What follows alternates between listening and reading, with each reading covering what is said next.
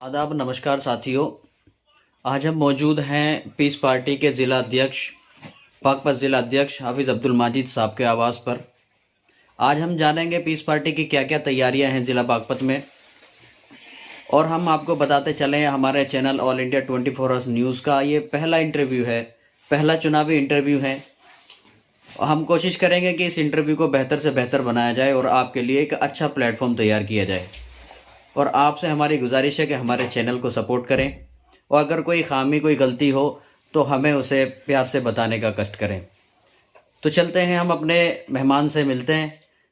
जी हाफिज़ अब्दुल माजिद साहब, आप विधानसभा का इलेक्शन सर पर है, तो आपकी क्या तैयारियां हैं पीस पार्टी को लेकर, चुनाव को लेकर? आप किस तरह देख रहे हैं इलेक्शनों को?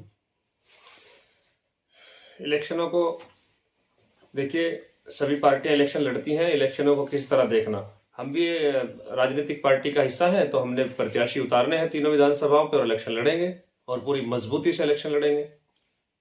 जी बिल्कुल, ये तो हर पार्टी का अपना अधिकार है और डेमोक्रेसी में हर किसी को अधिकार होता है, लेकिन वक्त देखा जाता है, माहौल देखा जाता है। इस वक्त जो माहौल है, लोगों का कहना है कि बीजेपी ताकत में है, सत्ता में है, और यूपी में गठबंधन बना है, तो आप तीसरा मोर्चा बनाकर गठबंधन को नुकसान पहुंचाएंगे। लोगों का कहना है कि आप बीजेपी के बी टीम की तरह काम करते हैं। नहीं, ऐसा बिल्कुल नहीं है। और आपने कहा है कि तीसरा मोर्चा बनाकर बीजेपी को फायदा पहुंचाएंगे और गठबंधन का नुकसान। 75 सालों से यही तो हो रहा है हमारे साथ, यही धोखा, ये सेकुलरिज्म का नाम लेकर ये पार्टियां जो हमारे बीच में आती हैं, यही धोखा करती आ रही हैं कि आप बीजेपी को हराओ, बीजेपी को हराओ। और हमें राजनीतिक हिस्सेदारी से दूर रखा गया है। हमारा वोट ले लिया जाता है और हमें फिर जैसे बिरयानी से मसाला तेजपात निकाल कर फेंक दिया जाता है, ऐसे ही हमें सरकारों से दूर कर दिया जाता है। तो इसी चीज को देखते हुए पीस पार्टी मैदान में आई है कि हम अपनी कौम को और जो वंचित समाज है, पाल प्रजापति, कुशवाहा मौर्य, सब समाजों को हम उनका हक दिलाएंगे, राजनीतिक हिस्सेदारी दिलाएंगे। यही पार्टी का स्टैंड है, इसीलिए हम इलेक्शन लड़ रहे हैं। हमें गठबंधन में नहीं लिया गया है, तो क्या हम इलेक्शन न लड़े? नहीं सर, ये तो आपका राइट है, आपका कानूनी हक है, इसको तो कोई छीन नहीं सकता। हर किसी को आज़ादी है चुनाव लड़ने की।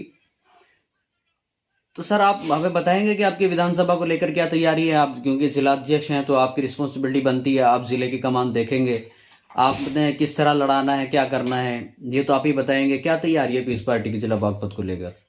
देखिए, पीस पार्टी की तैयारियां पूरे जोरों पर है। अपनी तीनों विधानसभा को लेकर मैं बहुत स्टिक हूं, और यहां से हम, यदि हमारा प्रत्याशी जीतता है और हमें मजबूती देते हैं क्षेत्र के लोग और हमारा साथ देते हैं, तो मैं वादा करता हूं कि हमारे बागपत में बहुत सारी ऐसी जरूरत की चीजें हैं, जैसे बस अड्डा है और जैसे अच्छे कॉलेजेस हैं और हॉस्पिटल की बहुत हमारे यहाँ दिक्कत है। हमें छोटी सी बीमारी के लिए भी बड़ौद जाना पड़ता है। बड़ौद हमसे करीब का शहर है, लेकिन बागपत में कुछ नहीं है, और फिर हमें मेरठ या दिल्ली जाना पड़ता है। दिल्ली के नजदीक ये बिल्कुल सटा हुआ एरिया है और हम एनसीआर में आते हैं, फिर भी हमारे यहाँ कोई सुविधा नहीं है। आप दिल्ली के 3 साइड देख लीजिए कि बहुत तरक्की है, इंडस्ट्री है और बहुत सारे सब तरक्की के काम हुए हैं, सब डेवलप कर चुका है पूरा एरिया। अगर पिछड़ा है तो हमारा बागपत का एरिया पिछड़ा है, और मुझे लगता है कि यहाँ के पुराने नेताओं की देन है ये।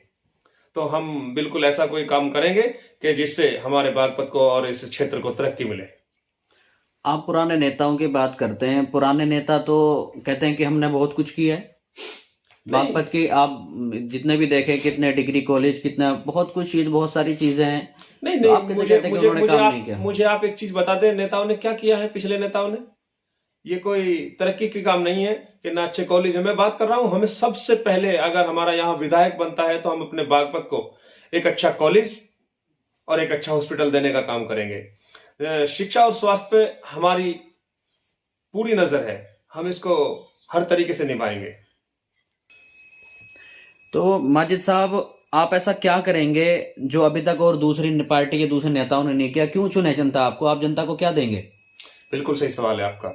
देखिए, पिछले नेताओं ने, हमारे क्षेत्र में ये कहा जाता है कि अगर यहाँ लोकदल का विधायक रहा है या सांसद रहा है तो सत्ता कभी कांग्रेस की रही है, तो कभी बीजेपी की रही है, कभी बसपा की रही है, तो कभी समाजवादी की रही है। ये हमारे क्षेत्र का दुर्भाग्य रहा है। अब तक हम समझते थे कि ये हमारे क्षेत्र का दुर्भाग्य है कि अगर सरकार दूसरी है तो यहाँ विधायक दूसरे पार्टी का रहा है। तो इस वजह से लोग कहते थे कि इसलिए विकास नहीं हो रहा है। मैं कहता हूं कि आज केंद्र में भी बीजेपी है और प्रदेश में भी बीजेपी है। तो मुझे बताइए क्या विकास हुआ है? यहाँ विकास पुरुष लोगों को नाम दिया गया है। यहाँ जो क्षेत्र में दिक्कतें परेशानियां पहले थी वही आज हैं। लेकिन सर बीजेपी तो कहती है कि बागपत विकास में नंबर 1 है। बड़ी होर्डिंग्स लगती हैं। मैं बता देता हूँ विकास में कैसे नंबर 1 है। यहाँ एक बस अड्डे की बात कही गई थी और कहा गया था कि बागपत में बहुत जल्दी बस अड्डा देंगे। और यहाँ के प्रेजेंट के जो विधायक रहे हैं योगेश धामा जी, उन्होंने भी कहा था कि हम बागपत में बस अड्डा बनवाएंगे। उनका कार्यकाल पूरा हो चुका है, HR संहिता लग चुकी है, चुनाव सर पर है, लेकिन कुछ भी नहीं है। 5 साल से जो करना, जिसको करना होता है वो करते हैं, जिनको करना नहीं होता, चाहे उनकी सरकारें हो, चाहे सारी ताकतें उनके हाथ में, वो नहीं कर सकते। वो लोग करना ही नहीं चाहते क्षेत्र की तरक्की। अगर क्षेत्र की तरक्की हो गई तो यहाँ लोग सवाल करने वाले पैदा हो जाएंगे, और वो नहीं चाहते कि उनके साथ सामने कोई सवाल करने वाला पैदा हो। मगर सर लोग तो कहना है, बीजेपी का कहना है कि जो काम पिछले 20 सालों से नहीं हुए थे वो आज बीजेपी ने किए हैं। ये दिल्ली सहारनपुर मार्ग आपके बागपत से होकर गुजरता है। लोगों का कहना है कि इसको बीजेपी नहीं बनवाया, पिछली सरकारें तो इसको बेचकर खा गई थी। आप कैसे कह रहे हैं कि इसका विकास नहीं हुआ? मैं बता देता हूं आपको क्या किया है बीजेपी ने, कहां बना है रोड बीजेपी के दौर में। ये हाईवे, जिस हाईवे की आप बात करते हैं, वो हाईवे लेके यहां से मऊ से और आपके शामली भी पूरा नहीं हुआ। ये सिर्फ बीच का टुकड़ा इसलिए बना दिया कि जाटलैंड है, यहाँ के वोटर को लुभाने के लिए ये टुकड़ा बना दिया है 20 किलोमीटर का, 30 किलोमीटर का। और कहां सारे रोड टूटे पड़े हैं, गड्ढे हैं सब में। और बीजेपी की बात कर रहे हैं आप। देखिए मैं बता देना चाहता हूं, बीजेपी ने आपने एक बात कही है कि 20 साल में जो नहीं हुआ बीजेपी ने किया है। मैं मानता हूं बीजेपी ने वही किया है जो 20 सालों में कोई नहीं कर पाया। सरसों का तेल 300 रुपए लीटर, 300 रुपए लीटर सरसों का तेल। गैस सिलेंडर 1050 रुपए का। और रोड बनाया है तो टोल पहले लग चुका है। रोड टैक्स, टोल टैक्स, जब हमने गाड़ी खरीदी हमने टैक्स दिया, फिर हम रोड टैक्स भी देंगे, टोल टैक्स भी देंगे। 7 रुपए पर नागरिक बसों के अंदर टोल टैक्स बढ़ा दिया गया है। टोल टैक्स की वजह से किराया बढ़ चुका है। तो ये विकास हुआ है। आप देख लीजिए महंगाई चरम पर है, जो कोई कभी नहीं कर पाया। पेट्रोल, डीजल, हर चीज पर आग बरस रही है और जनता त्रस्त है। जनता क्या करे? लेकिन जनता कहती है, बसों में सफर करने वाले लोग कहते हैं कि जी जब आप अच्छे रोड पे सफर करोगे, रोड बनवाओगे तो उनमें टैक्स तो देना पड़ेगा। हालांकि बागपत इस रास्ते पर 7 रुपए का टोल अलग से दिया जाता है टिकट के साथ में। कुछ लोग इसका विरोध करते हैं, लेकिन कुछ लोग इसका समर्थन भी करते हैं। देखिए समर्थन वही लोग करते हैं जो देश को डुबो देना चाहते हैं। मैं मानता हूं टैक्स तो हम कहां नहीं दे रहे, नमक खाने पर टैक्स दे रहे हैं हम लोग। हम किस किस चीज पर टैक्स दे रहे हैं? हर चीज पर टैक्स दे रहे हैं। और टैक्स देना चाहिए, टैक्स देना चाहिए ताकि देश की तरक्की हो। लेकिन ये लूट हमें ठीक नहीं लगी। ये लूट है खुली। टैक्स अलग चीज है लेकिन लूट अलग चीज है। आप मुस्लिम पार्टी की बात करते हैं, पीस पार्टी की बात करते हैं। डॉक्टर अयूब सर्जन की पार्टी है पीस पार्टी, लेकिन यूपी का मुसलमान तो कहता है कि समाजवादी पार्टी उसकी अपनी पार्टी है।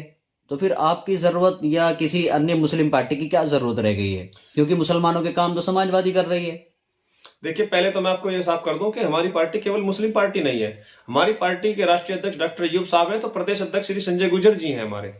तो ऐसा नहीं है कि हमारी पार्टी केवल मुस्लिम पार्टी है। हमारी पार्टी तो हर उस व्यक्ति की, हर उस नागरिक की पार्टी है जो राजनीतिक हिस्सेदारी से दूर है, जिसको उसका अधिकार नहीं मिल रहा है। हमारी पार्टी तो हर किसी के हक के लिए काम करेगी, इंसाफ का काम करेगी।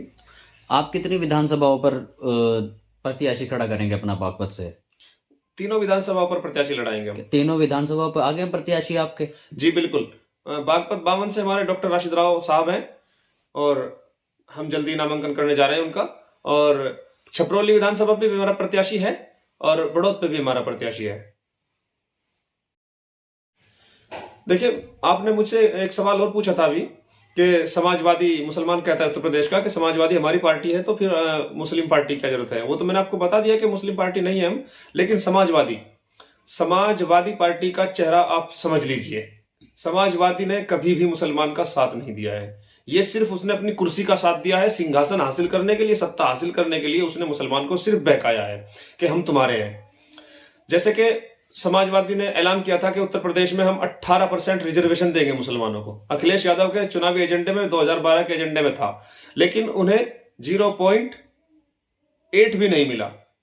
तो हमारी लड़ाई इन मुद्दों की है कि हमें हमारे अधिकार चाहिए, हमें भीख नहीं चाहिए। अधिकारों की लड़ाई है, हमें हिस्सेदारी चाहिए। हमें अपने हक चाहिए। तो समाजवादी ने कभी भी हमें हमारे हक देने का काम नहीं किया है। 2013 दंगा हमने देखा है, तो 10 लाख रुपए उन्होंने जो दिए हैं वो मृतकों को, मैं कहता हूं कि मरने के बाद उन्होंने सहानुभूति जताई है और मुसलमान को वोट बैंक समझकर उन्होंने इस्तेमाल किया है। हमेशा यही होता रहा है हमारे साथ। तो हमें वो लड़ाई लड़ रहे हैं कि हम अपने समाज को अधिकार दिलाने का काम करेंगे और राजनीतिक हिस्सेदारी दिलाने का काम करेंगे। तो आप यूपी में किसकी सरकार बनते हुए देखना चाहते हैं, और आपकी पार्टी को कितनी सीटें मिलने की उम्मीद है, कैसे देखते हैं आप इसको? देखिए, मैं आपको बता दूं, सरकार किसी की भी बने, सरकार किसी की भी बने, हम चाहते हैं सिर्फ हिस्सेदारी। हम हिस्सेदारी की बात करते हैं। जब तक हमारी हिस्सेदारी नहीं होगी, मैं यहाँ एक एग्जांपल देना चाहता हूं अपने मुसलमानों को और जो राजनीतिक हिस्सेदारी से वंचित समाज है उनको। देखिए, 2017 के इलेक्शन में उत्तर प्रदेश में जाट ने अपना नेता छोड़ दिया था, और लोकदल उनकी एक इकलौती पार्टी है जाटों की, और जाटों ने अपना नेता छोड़ने के बाद में बीजेपी का साथ दिया, लेकिन उसकी उन्हें कितनी बड़ी कुर्बानी देनी पड़ी कि एक बहुत बड़ा आंदोलन चलाना पड़ा।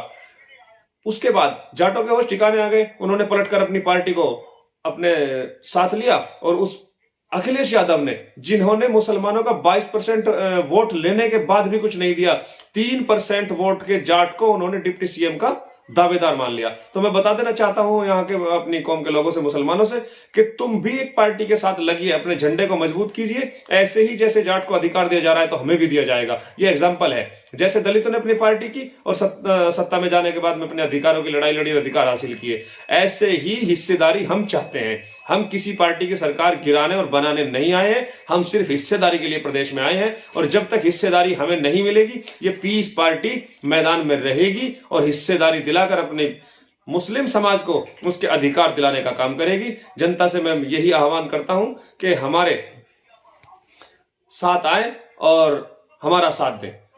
और जिन लोगों ने हमें गठबंधन में नहीं लिया है, हम बता देना चाहते हैं उन सेकुलरिज्म का मुखौटा लगाने वाले लोगों को कि पीस पार्टी के बगैर उत्तर प्रदेश में सरकार नहीं बनेगी। जब तक पीस पार्टी की हिस्सेदारी नहीं होगी, उत्तर प्रदेश के अंदर कोई सरकार नहीं बनेगी। ठीक है सर, बहुत अच्छा लगा आपसे मिलकर। आपने अपने विचार हमारे चैनल पर रखे। हमारे चैनल का यह पहला इंटरव्यू था। हम व्यूअर से, पब्लिक से गुजारिश करना चाहेंगे कि हमारे चैनल को ज़्यादा सपोर्ट करें, सब्सक्राइब करें, लाइक करें, कमेंट करें। हमें कमेंट करके बताएं कि हमें आगे कैसे कंटेंट डालने चाहिए, किस तरह की आप वीडियो करनी चाहिए।